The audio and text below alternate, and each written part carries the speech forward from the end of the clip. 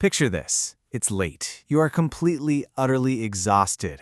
Your head finally hits the pillow, the lights are out, and you are so ready to just drift off. You close your eyes, waiting for that heavy, peaceful blanket of sleep. But sleep absolutely refuses to come. Instead, your brain decides it's the perfect time to run a mental marathon. Welcome to This Explainer, where today we're basically telling a bedtime story for overthinkers. We're going to decode the exact psychology behind why our brains decide to boot up right when our bodies are desperately trying to shut down. So I gotta ask you directly, why won't your mind sleep? You know the feeling, right? You ever wonder why your brain suddenly turns on, like a blinding floodlight in a pitch-black room, just as you're trying to power down?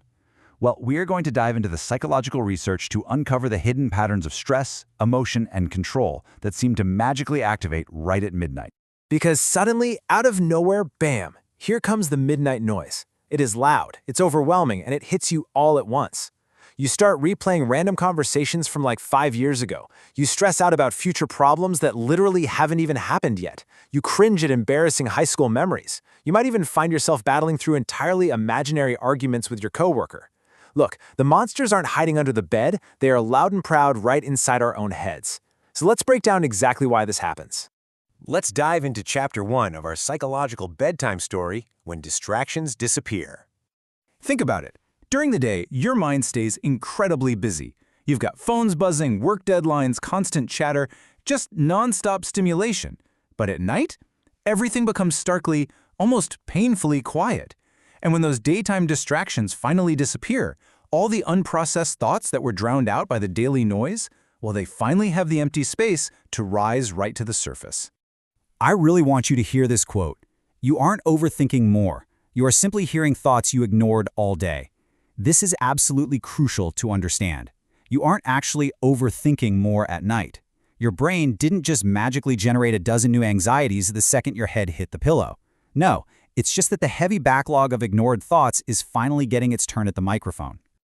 Let's turn the page to Chapter 2, The Illusion of Control. Human brains deeply, profoundly dislike uncertainty. We hate it. So right before sleep, an anxious mind will start mentally rehearsing problems and future situations. It feels like you're preparing for tomorrow, right? But psychology actually calls this a false attempt at control.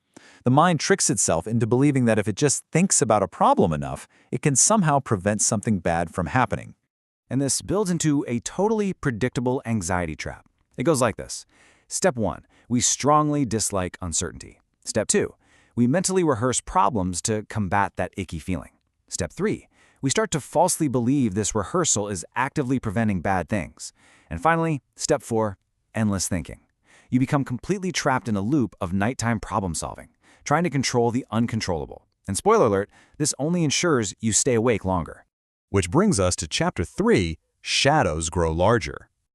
By the time midnight rolls around, your brain is just physically drained from the cognitive load of the day. And because of this mental exhaustion, your brain's ability to rationally manage stress is significantly reduced.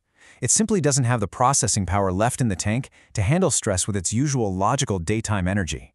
Because of that sheer mental exhaustion, the exact same issue mutates depending on what time it is. Daytime problems? They seem totally manageable and rational. You make a quick to-do list, you tackle them, no biggie. But nighttime problems? Because your emotional regulation is running on empty, those exact same problems feel bigger, scarier, and totally overwhelming in the total silence of 2 a.m. Okay, let's open up Chapter 4, The Return of the Suppressed. So how do we avoid our feelings during the day? Well, we stay constantly busy. We make sure we are always distracted. We focus heavily on just being productive. We essentially suppress our emotions by drowning them in constant daytime activity. But as psychology tells us over and over again, emotions that are ignored don't just vanish. They just sit there, waiting in the background. And when that external stimulation drops, the brain immediately tries to process those avoided feelings.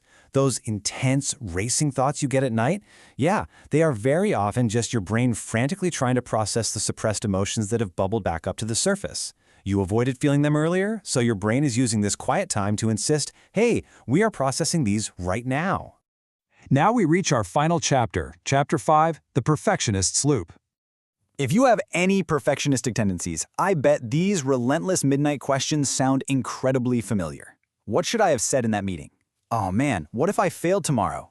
Wait, did I miss something important in that email? Perfectionist brains stubbornly stay locked in this rigid problem-solving mode. They aggressively evaluate every single detail, even when the physical body is completely exhausted. In psychology, there's actually a term for this. It's called mental checking addiction. This is a state where resting, actually just relaxing, feels uncomfortable. Let me repeat that because it's wild. Resting feels uncomfortable because the mind has become completely addicted to constant mental checking. The simple act of doing nothing feels so foreign that the mind actively hunts for a problem to evaluate, just to feel normal again. And so, we come to the close of our bedtime story, the end. Or maybe the beginning. Let's shift our perspective here and empower ourselves with this new understanding of our own minds. See, once you understand how the mind actually works, you can start recognizing these distinct patterns in yourself. The backlog of unprocessed thoughts, the false search for control, emotional exhaustion making the shadows look way scarier than they are, suppressed feelings bubbling up, and of course, that exhausting perfectionist loop. Honestly, most people completely miss these hidden patterns, but now you know exactly what is happening under the hood. Which leads us to our final thought. The next time you're lying in the dark, tossing and turning, and getting super frustrated that you can't sleep, don't just get mad at your brain. Instead, ask yourself this: what is your mind really trying to tell you tonight?